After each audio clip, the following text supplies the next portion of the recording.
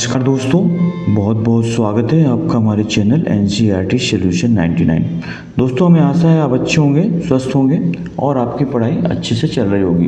दोस्तों, आज हम जो है सामान्य विज्ञान के एक महत्वपूर्ण प्रश्न प्रैक्टिस सेट को हल करेंगे। दोस्तों अभी तक हमने जो है कम 10 से 12 प्रैक्टिस सेट करा दिए हैं, जिन्हें आप हमारे प्ले लिस्ट में जाकर के देख सकते हैं। आज दोस्तों हम जो है प्रैक्टिस सेट चौथा प्रैक्टिस सेट हल करेंगे। इससे पहले दोस्तों हमने 15 से 20 प्रैक्टिस सेट करा दी, जिन्हें आप हमारे प्ले लिस्ट में जाकर देख सकते हैं। दोस्तों आपसे अगर आपने हमारे चैनल को सब्सक्राइब नहीं किया है तो दोस्तों आपसे एक विनम्र आग्रह है कि आप हमारे चैनल को सब्सक्राइब कर दें और इस प्रश्नोत्तरी को अपने दोस्तों में शेयर करें ताकि वो भी इसका लाभ ले सकें। तो दोस्तों स्टार्ट करते हैं इस प्रश्नोत्तरी को। दोस्तों ये सामान्य विज्ञान से प्रश्नोत्तरी है। ये आपकी आगामी परीक्षाएं police, MP police, UP police, SSC, railway, bank और टीचर्स एग्ज़ाम से संबंधित सभी परीक्षाओं के लिए दोस्तों ये प्रश्नोत्तरी रामबाण साबित होगी। तो देखते हैं प्रश्नोत्तरी का प्रश्न क्रमांक 1। तो दोस्तों पहले इसमें सुमेलित करना है, सही जोड़ी मिलाना है। एक साइड दोस्तों ये टाइपराइटर, एक्स किरणें, रेडियो, सेफ्टी लैम्प और दूसरे दोस्तों इनका आविष्कारक दिए हैं। तो दोस्तों जो टाइपराइटर का जो आविष्कार किया था दोस्तों, वो किया था दोस्तों आपके सोल्ज ने। इसको आप याद रखें। इसका दूसरा दोस्तों एक्स किरणों की खोज की थी दोस्तों रोएंटजन ने। इन्हें एक्स किरणों का आविष्कार किया था दोस्तों। और रेडियो का आविष्कार किया था जी मार्कोनी ने। इसको आप अच्छी तरह याद रखें। रेडियो का आविष्कार करता थे जी मार्कोनी और सेफ्टी लैम्प का आविष्कार किया था दोस्तों डेवी ने। तो दोस्तों इस तरह जो है ए का दूसरा दोस्तों पहले में है, इसलिए इसका राइट आंसर दोस्तों ए है।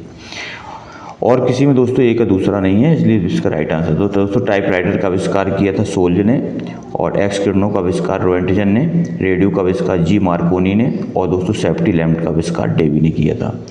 दोस्तों इसके बाद प्रश्न क्रमांक दूसरा दिया है, किसी पिंड का संवेग 50 किलोग्राम मीटर सेकंड इनवर्स है और वेग 5 मीटर सेकंड इनवर्स है, तो उस पिंड का द्रव्यमान क्या होगा। दोस्तों पिंड का द्रव्यमान निकालना है।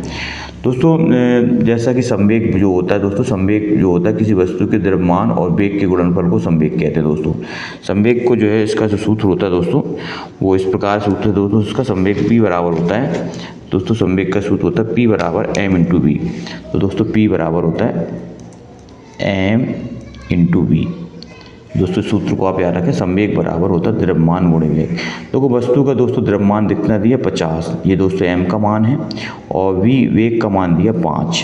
तो दोस्तों m की जगह 50 रख दो और दोस्तों और p का मान दिया दोस्तों संवेग 50। तो दोस्तों इसकी जगह 50 रखो, p की जगह 50 दोस्तों, p की जगह 50 रखेंगे और वेग कितना दिया दोस्तों 5। वेग की जगह दोस्तों 5 रखना है और m हमें दोस्तों m क्या करना निकालना है।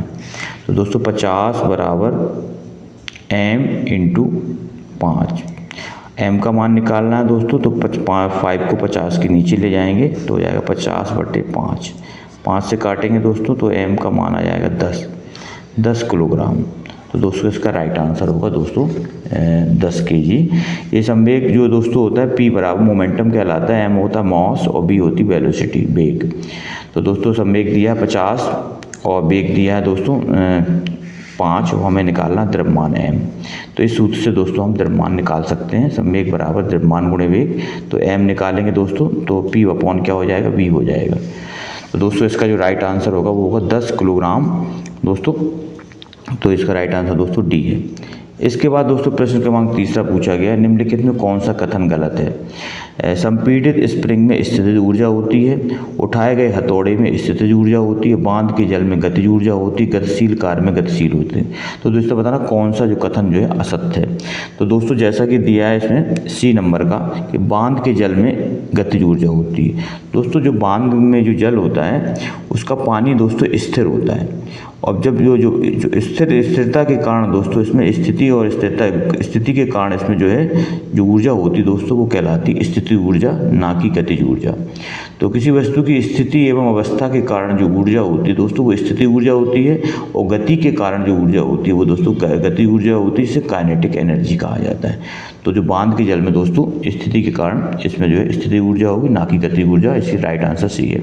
200 ग्राम पानी के तापमान को 10 डिग्री सेल्सियस से 50 डिग्री सेल्सियस बढ़ाने के लिए आवश्यक ऊष्मा की मात्रा निकालना। दोस्तों ये न्यूमेरिकल है दोस्तों, हर एग्जाम में दोस्तों न्यूमेरिकल पूछे जाते हैं, इसलिए न्यूमेरिकल को आप अच्छी तरह से दोस्तों देख लें। तो दोस्तों इसमें पूछा गया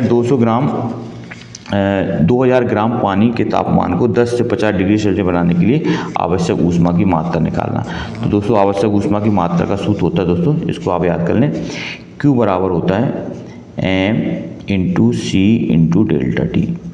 ये इसका सूत्र है दोस्तों, Q बराबर m c इंटू। तो m है द्रव्यमान, c है दोस्तों विशिष्ट ऊष्मा और t है तापमान, और Q है दोस्तों आवश्यक ऊष्मा। तो दोस्तों इसमें द्रव्यमान दिया है 2000 ग्राम। कितना दिया है दोस्तों? 2000 ग्राम। तो m की जगह लिखेंगे 2000 गुणा c। दोस्तों पानी की विशिष्ट ऊष्मा 1 होती है, इसको भी आप याद रखेंगे, c का मान 1 होगा। और तापमान दोस्तों दिया है 10 से लेके 50 डिग्री सेल्सियस, अर्थात तापमान में वृद्धि होगी दोस्तों। तो T2 में से T1 घटा देंगे तो आएगा 40। तो इसकी जगह दोस्तों डेल्टा T की जगह तापमान में वृद्धि कितनी हुई? 40 की। 40 का दोस्तों गुणा कर देंगे, 4 का 2 में गुणा करें तो 8 आ जाएगा, 1 2 3 और 4 जीरो आ जाएंगे। इकाई, दहाई, सैकड़ा, हज़ार, 10,000। तो दोस्तों ये हो जाएगी 80,000 कैलोरी। तो इसका राइट आंसर दोस्तों होगा 80,000 कैलोरी। तो दोस्तों इसका सूत्र याद रखेंगे आप, Q बराबर होता है m इंटू सी इंटू डेल्टा टी।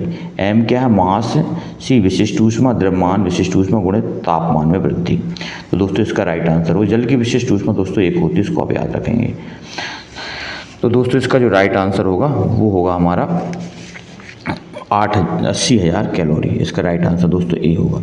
इसके बाद दोस्तों प्रश्न पानी से भरे एक गिलास में रखा गया नींबू गिलास की बगल से देखने पर उसके वास्तविक आकार से बड़ा प्रतीत होता है। इस किस कारण से होता है दोस्तों बताना है।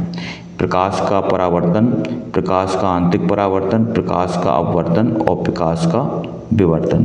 तो दोस्तों 5वें का राइट आंसर प्रकाश का अपवर्तन। दोस्तों प्रकाश के अपवर्तन के संबंध में 2 नियम हैं। तो दोस्तों प्रकाश के अपवर्तन के कारण जो नींबू गिलास के बगल में देखने से उसके वास्तविक आकार से क्या होता है? बड़ा प्रतीत होता है। दोस्तों जैसा कि आप पता है अपवर्तन में क्या होता है, जब कोई प्रकाश की किरण दोस्तों सघन माध्यम से विरल माध्यम में जाती है, सघन से विरल मतलब कांच से हवा में जाती है तो वो अवलंब से दूर हट जाती है। तो जब दोस्तों नींबू से जो आती हुई किरणें होती हैं इस प्रकार अपवर्तित होती हैं कि हमारी आंखों में इसकी जो छवि बनती है वो दोस्तों बड़ी छवि बनती है, मतलब वास्तविकता से जो वास्तविक छवि है उससे बड़ी छवि होती है, जिससे जो नींबू हमें आकार में बड़ा प्रतीत होता है।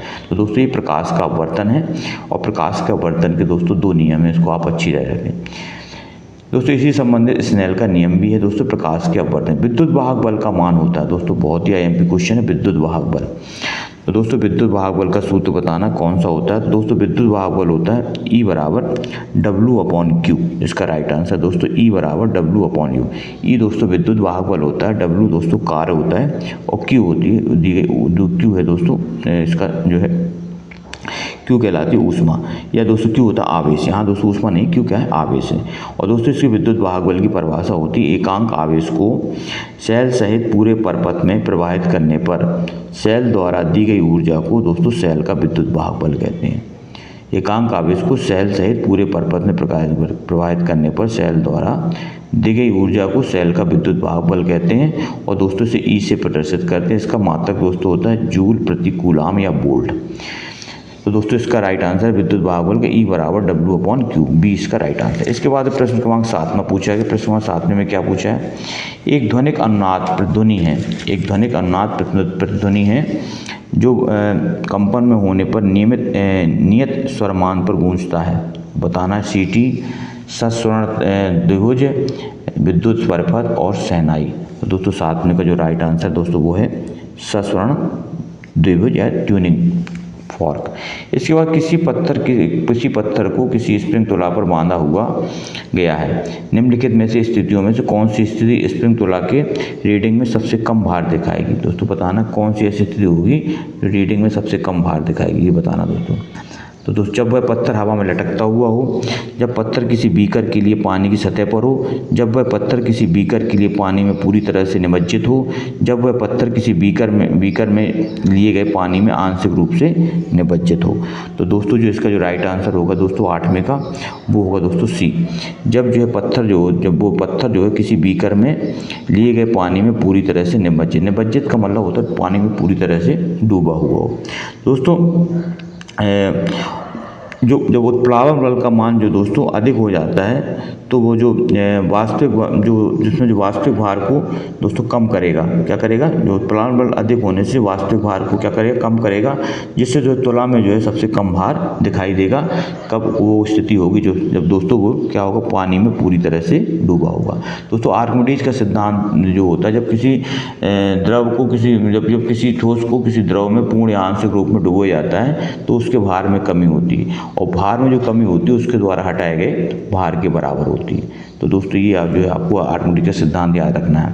तो दोस्तों इसका राइट आंसर दोस्तों सी है। F19 में न्यूट्रॉन, प्रोटॉन और इलेक्ट्रॉनों की संख्या बताना दोस्तों। तो F फ्लोरीन है इसका दोस्तों। फ्लोरीन इसका परमाणु क्रमांक 9 है और परमाणु भार 19 है।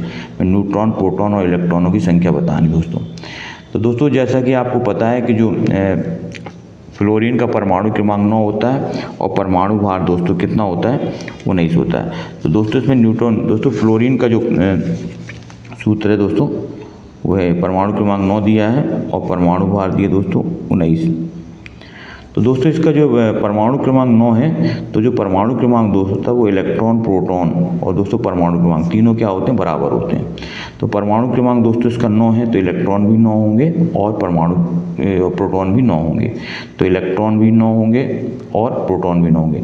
अब दोस्तों हमें इसका जो है न्यूट्रॉन निकालना, तो न्यूट्रॉन में 19 में से क्या करो? -9 घटा दो। तो 19 में से 9 घटा देंगे तो 2 हो जाएंगे 10। तो न्यूट्रॉन हो जाएंगे दोस्तों 10।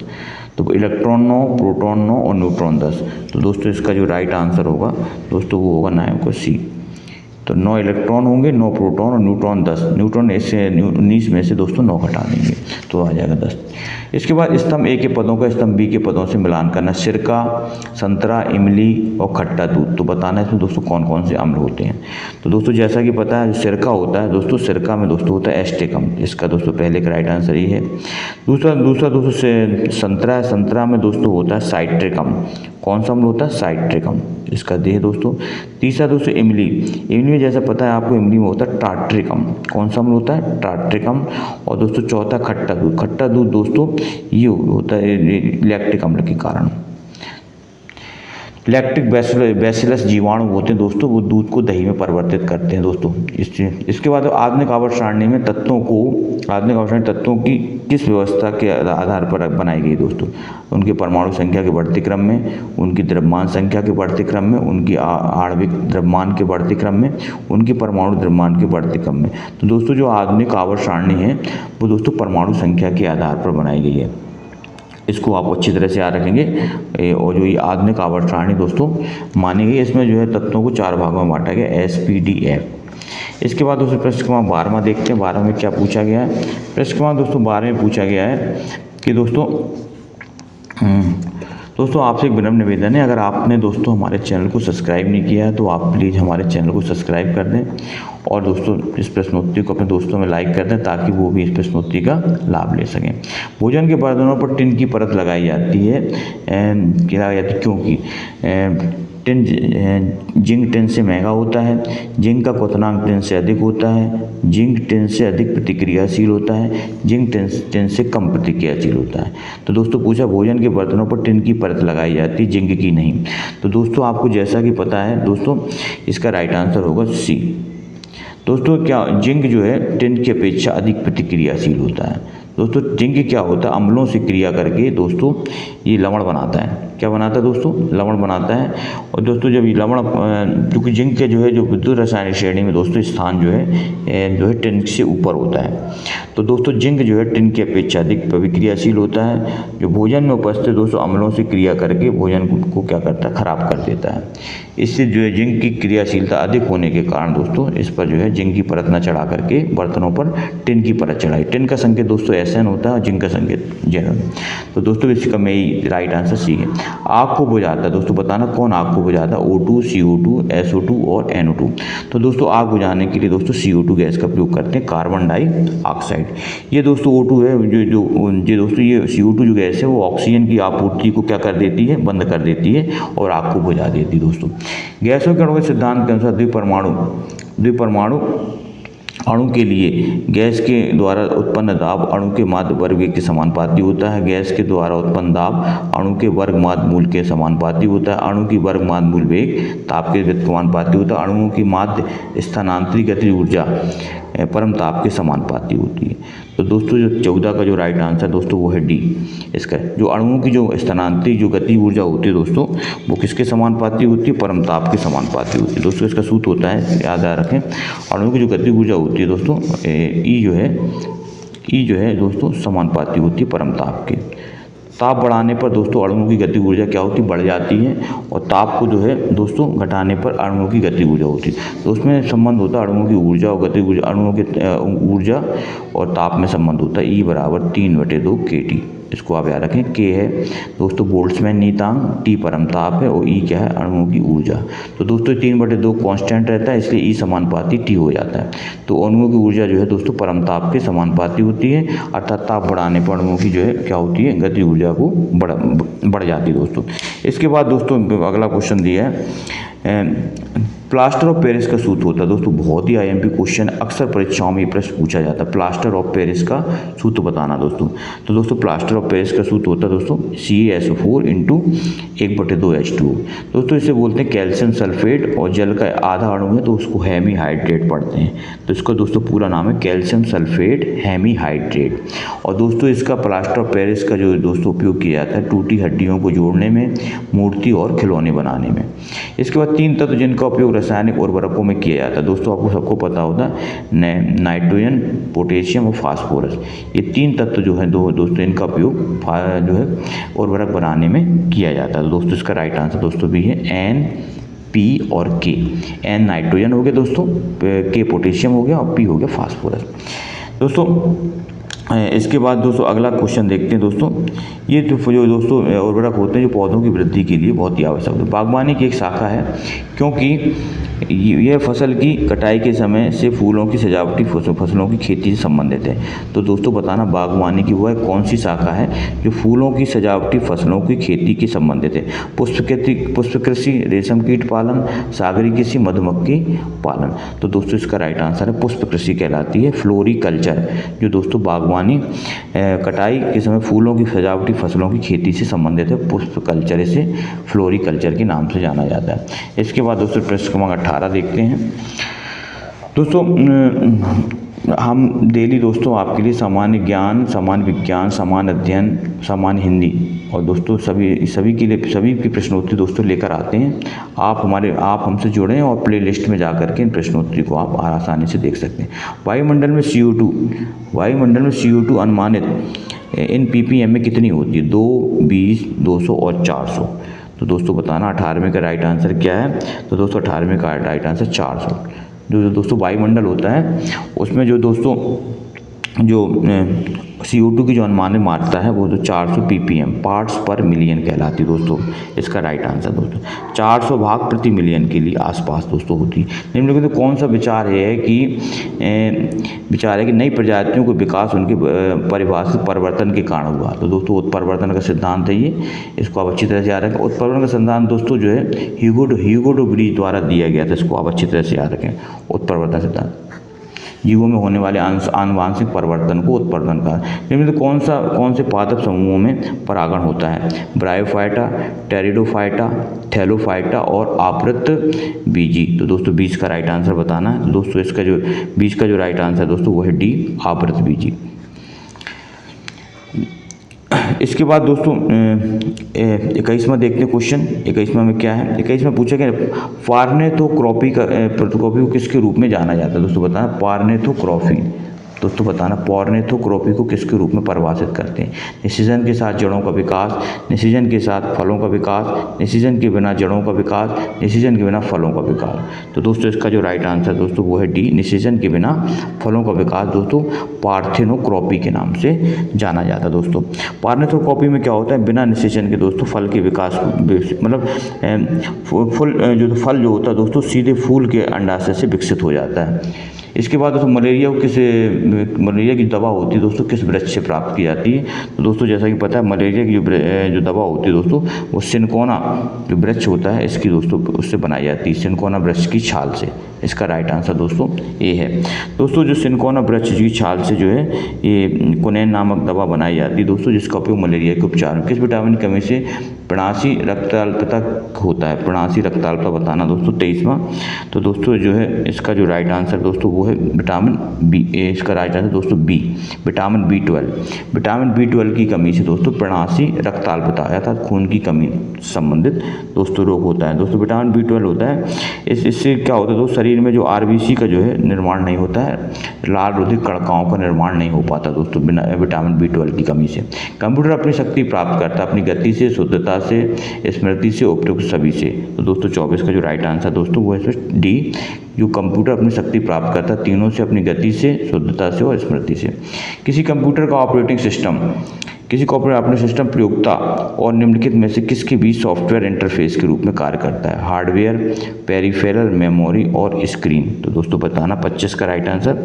तो दोस्तों इसमें जो कंप्यूटर का जो ऑपरेटिंग सिस्टम होता है प्रयोक्ता और निम्नलिखित में से किसके बीच सॉफ्टवेयर इंटरफेस में कार्य करता है? उसका राइट आंसर दोस्तों हार्डवेयर जो होता है दोस्तों वो जो है किसी कंप्यूटर के ऑपरेटिंग सिस्टम में प्रयोक्ता और निम्नलिखित के बीच जो और हार्डवेयर के बीच जो है सॉफ्टवेयर इंटरफेस के रूप में कार्य करता है। तो दोस्तों ये थी आज की प्रश्नोत्तरी टॉप 25 प्रश्न। हमें आशा है दोस्तों आपको ये प्रश्नोत्तरी आपके लिए लाभकारी साबित होगी। दोस्तों इन प्रश्नों को आप नोट डाउन कर लें और बार बार इनका अभ्यास करें। और दोस्तों मैंने सफलता का दोस्तों एक ही मूल मंत्र है दोस्तों, अनुशासित होकर के कड़ी मेहनत करें और ईमानदारी से दोस्तों अपने लक्ष्य को आप प्राप्त कर सकते हैं। दोस्तों इन्हीं शुभकामनाओं के साथ दोस्तों आपका दिन शुभ हो। दोस्तों नेक्स्ट वीडियो में फिर मिलते हैं, तब तक के लिए दोस्तों जय हिंद, जय भारत, वंदे मातरम दोस्तों।